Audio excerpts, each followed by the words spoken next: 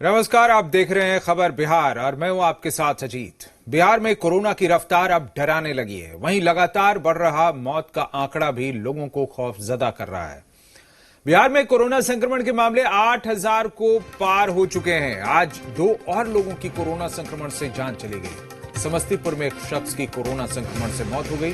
वहीं सारण में भी कोरोना ने एक शख्स को अपना शिकार बना लिया।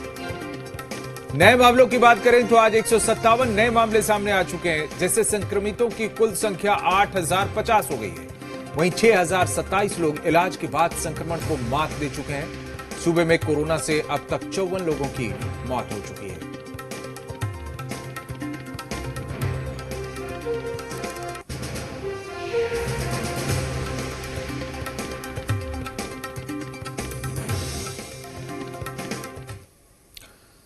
और अब चीन प्रकरण। जी हां, गलवान घाटी में चीन के साथ हुई हिंसक झड़प में भारत माता ने अपने 20 वीर सपूतों को खो दिया।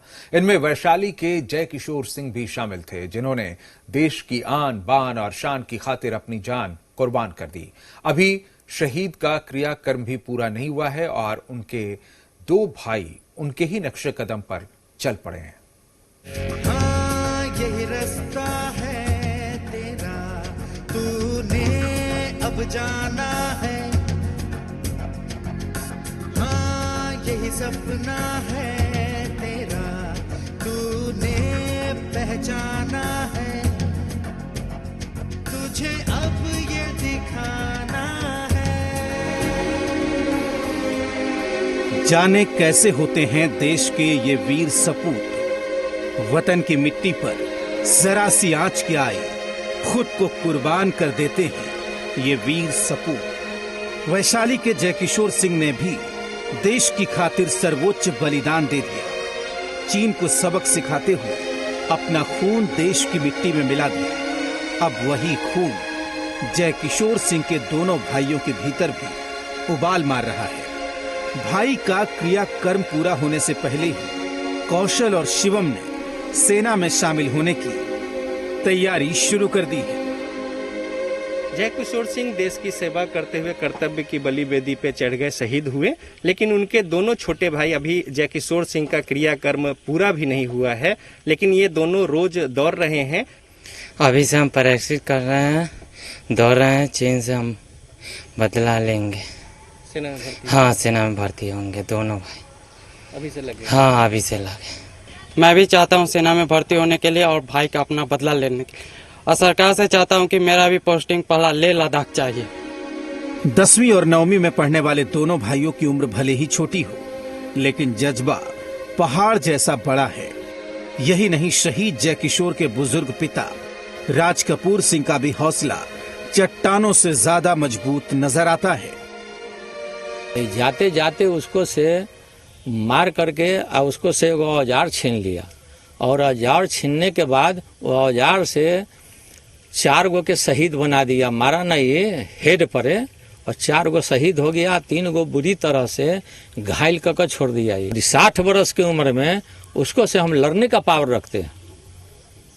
हमको डर नहीं है जी। हाँ, हमको बर्फ के खान में जाना होगा, हम मर जाएंगे या जी जाएंगे, हम देश के लिए हम भी कुर्बान हो जाएंगे। तिरंगे की आन पर जरा सी आंच आई तो खुद तिरंगे में लिपट कर चले आए। ये जज्बा ही इन्हें आम लोगों से अलग बनाता है, जो देश की आन बान और शान के लिए किसी भी हद तक चले जाते हैं। देश के लिए और चीन से बदला लेने को लेकर ये सेना में भर्ती होना चाहते हैं। भाई का क्रियाकर्म पूरा नहीं हुआ है, लेकिन अभी से ही हम अपने कमिटमेंट में ये जुट गए हैं। कैमरामैन फिरोज के साथ रजनीश, जी मीडिया, जंदाहा, वैशाली। और सियासत की बात करें तो बिहार में चुनावी समर का वक्त है और ऐसे माहौल में आरजेडी को बड़ा झटका लग गया है। उसके 5 एमएलसी जेडीयू में शामिल हो गए हैं। इनका कहना है कि वो मुख्यमंत्री नीतीश कुमार की नीतियों से प्रभावित होकर उनके साथ जा रहे हैं। इन 5 एमएलसी के अलावा आरजेडी के वरिष्ठ नेता रघुवंश प्रसाद ने भी पार्टी के सभी पदों से इस्तीफा दे दिया है। चुनावी समर का हुआ आगाज। दल बदल से दी जाएगी शहमात। मंगल को आरजेडी का अमंगल। बिहार की राजनीति में मंगलवार का दिन जहां आरजेडी के लिए मंगलकारी रहा, तो यही मंगलवार जेडीयू के लिए मंगलकारी साबित हुआ। दरअसल विधानसभा चुनाव से पहले आरजेडी को बड़ा झटका लगा है और उसके 5 एमएलसी ने पार्टी का दामन छोड़ दिया और मुख्यमंत्री नीतीश कुमार पर अपना भरोसा जताते हुए जेडीयू में शामिल हुए। एमएलसी रणविजय सिंह, दिलीप राय, कमर आलम, संजय प्रसाद और राधा चरण सेठ ने विधान परिषद के सभापति को जेडीयू में शामिल होने की चिट्ठी सौंपी। वहीं विधान परिषद के कार्यकारी सभापति अवधेश कुमार सिंह ने अलग गुट को मान्यता भी दे दी। इसके बाद इन सभी ने मुख्यमंत्री नीतीश कुमार से मुलाकात की और अपने गुट का विलय जेडीयू में कर दिया। विधानसभा के चुनाव में तो ऐसे भी पता है आपको कि क्या होना है, सुपड़ा साफ होना है। रघुवंश बाबू जैसे व्यक्तित्व को, उनके जैसे व्यक्ति को भी आरजेडी के नेतृत्व ने अपमानित करने का काम किया और उनको अपमान, कोई भी स्वाभिमानी आदमी इस तरह के अपमान को बर्दाश्त नहीं कर सकता। भाई हमारी पार्टी में लोग आए हैं और स्वेच्छा से आए हैं, तो उसका हम लोगों ने स्वागत किया है और निश्चित रूप से इसका जो है प्रभाव जो है हमारी पार्टी में पड़ेगा। हमारी पार्टी और मजबूत होगी क्योंकि सब लोग मजबूत साथी हैं। जेडीयू में शामिल कमर आलम की गिनती आरजेडी के कद्दावर नेताओं में होती है और उन्हें लालू प्रसाद का करीबी भी माना जाता रहा है। दिलीप राय की गिनती भी लालू प्रसाद के परिवार के करीबियों में होती है। संजय प्रसाद पहले से ही आरजेडी से नाराज चल रहे थे और उन्होंने लोकसभा चुनाव में खुलकर ललन सिंह का साथ दिया था। कोई ऑफर नहीं मिला, कुछ भी ये नहीं मिल रहा है ना। लगा कि यहाँ पर आएंगे। अभी कितना साल बचा हुआ है एमएलसी का? हमारा अभी 2 साल बचा हुआ। तो आश्वासन मिला है क्या 2 साल के बाद? या कुछ भी आश्वासन नहीं मिला, इस तरह कुछ भी। आप लोग देखेंगे ना, आश्वासन मिलेगा तो कुछ भी आश्वासन नहीं मिला। आरजेडी छोड़ने का सवाल है तो जदयू का जो हम लोग सदस्यता लिए हैं, नीति सिद्धांत अच्छा लगा। नीतीश जी के विचार से और विकास से हम लोग सहमत हुए, इसलिए जदयू का दामन थाम लिए। विकास क्यों दिख रहा है? 15 साल जो विकास दिख रहा है, तो आप जानते हैं कि फिर 5 साल होगा लगातार लोग विकास से प्रभावित होकर नीतीश कुमार को 5 साल बाद 10 साल, 10 साल बाद 15 साल, 15 साल बाद 20 साल। आपने मुख्यमंत्री जी को आश्वासन दिया कि आप पार्टी के लिए काम करेंगे, कोई पद नहीं लेंगे ना आगे आने वाले दिनों में? कोई पद नहीं लेना है, कोई पार्टी के लिए काम करना है। वहीं आरजेडी की माने तो उन्हें टूट की भनक पहले से ही लग गई थी और रूठों को मनाने की कोशिश भी हुई, लेकिन बात नहीं बनी। इसके बावजूद पार्टी में टूट से आरजेडी आलाकमान सख्ते में दिखा। आरजेडी के प्रदेश अध्यक्ष जगदानंद सिंह राबड़ी आवास पहुंचे और पूर्व मुख्यमंत्री राबड़ी देवी और विपक्ष के नेता तेजस्वी यादव के साथ बैठक कर हालात की समीक्षा की। इस बीच आरजेडी का दावा है कि जेडीयू ने उनके 5 एमएलसी तोड़े हैं, तो वो 50 तोड़कर बदला पूरा कर लेंगे। ये मध्य प्रदेश हो, महाराष्ट्र हो, सब जगह यही खेल करते हैं। कर्नाटक हो, इनका इतिहास है। अगर ये 5 ले जाएंगे, हम इनका 50 तोड़ेंगे। इसमें लॉस की हम लोग मास पार्टी, ठीक है, कुछ हमारे पार्टी के लोग कट करके गए हैं, ये एक निजी ओपिनियन हो सकता है, लेकिन हम लोग मास पार्टी है और जनता की आस्था किसी पे है तो राष्ट्रीय अध्यक्ष लालू प्रसाद यादव पे और तेजस्वी यादव पे ही। इधर आरजेडी के दावे पर जेडीयू की ओर से भी जवाब दिया गया और कहा गया कि अभी सिर्फ शुरुआत है, यह सिलसिला लोकसभा चुनाव तक जारी रहेगा। अब दल टूटा या दिल टूट गया? आपके पार्टी के विधान पार्षद ने आपके नेतृत्व के खिलाफ मुक्ति पत्र पर हस्ताक्षर किया है। जनता तो पहले ही मुक्ति पत्र पर हस्ताक्षर कर चुकी है। खुद तेजस्वी जी का ही जब भविष्य नहीं है और बिहार की जनता ने पूरी तरह से मन बना लिया है कि 2010 के आंकड़े को भी एक बार फिर राजद को हासिल करने में कठिनाई होगी, ये मानस बिहार का बन चुका है, तो फिर उनको क्या मिलेगा, उनके साथियों को क्या मिलेगा? 5 एमएलसी के जेडीयू में चले जाने से अब आरजेडी के विधान परिषद में केवल 3 सदस्य रह गए हैं। इनमें पूर्व मुख्यमंत्री राबड़ी देवी भी शामिल हैं और मौजूदा हालात को देखकर लगता है कि आने वाले दिनों में बिहार के सियासी गलियारों से ऐसे और भी झटकों की खबर सामने आएगी। शैलेंद्र के साथ धीरज, जी मीडिया, पटना।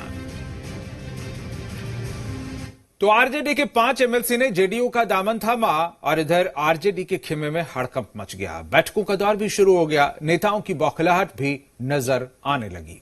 अब तेजस्वी यादव का भी बयान सामने आया। तेजस्वी ने इसके लिए इशारों में सीएम नीतीश कुमार को जिम्मेदार ठहरा दिया। उन पर तंज कसा है। नीतीश कुमार जी को हम शुभकामनाएं दें। उसकी कॉपी, उसके जो MLC जो यहाँ से वहाँ गए हैं, उनके भविष्य को लेकर के हमारी शुभकामनाएं हैं। और नीतीश कुमार जी ने कंस्ट्रक्टिव काम किया है। नीतीश कुमार जी ने कंस्ट्रक्टिव काम किया है, बड़ा कंस्ट्रक्टिव काम किया है। वो कंस्ट्रक्टिव जो काम जो उन्होंने किया है 90 दिन CM हाउस में बैठ करके, वो यही काम किया है। एक तरफ आरजेडी के 5 MLC ने जेडीयू का रुख कर लिया, तो दूसरी ओर पार्टी के कद्दावर और वरिष्ठ नेता रघुवंश प्रसाद ने भी आरजेडी के सभी पदों से इस्तीफा देकर सभी को हैरान कर दिया। केंद्रीय मंत्री रह चुके हैं रघुवंश प्रसाद और इन दिनों कोरोना पॉजिटिव होने के कारण अस्पताल में भर्ती हैं। ये कहा जा रहा है कि रघुवंश प्रसाद सिंह लोक जनशक्ति पार्टी के पूर्व सांसद रामा सिंह को आरजेडी में शामिल किए जाने की चर्चाओं को लेकर नाराज थे। 2 दिन पहले ही रामा सिंह ने तेजस्वी यादव से मुलाकात की थी, जिसके बाद चर्चा है कि बाहुबली रामा सिंह 29 जून को आरजेडी ज्वाइन कर सकते हैं। इसी बात से रघुवंश प्रसाद सिंह समेत आरजेडी के कई नेता नाराज बताए जा रहे हैं। आपको बताएं कि रामा सिंह कभी लालू प्रसाद यादव और आरजेडी के राष्ट्रीय उपाध्यक्ष रघुवंश प्रसाद सिंह के कट्टर विरोधी माने जाते थे और ये वही रामा सिंह हैं जिन्होंने 2014 के लोकसभा चुनाव में करीब 1 लाख से ज्यादा वोट से रघुवंश प्रसाद सिंह को वैशाली से हराया था।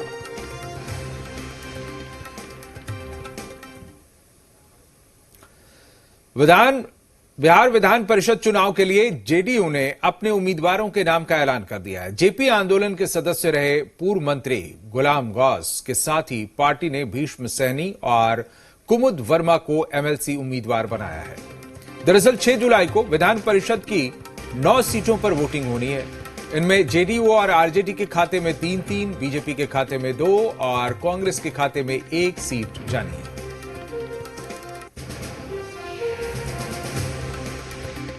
हमारे दल में जो लोग भी आए, जो हमारे विचारधारा से सहमत हैं, चाहे कोई आए, हम किसी विधायक का, किसी व्यक्ति की बात नहीं करें, उनका स्वागत है।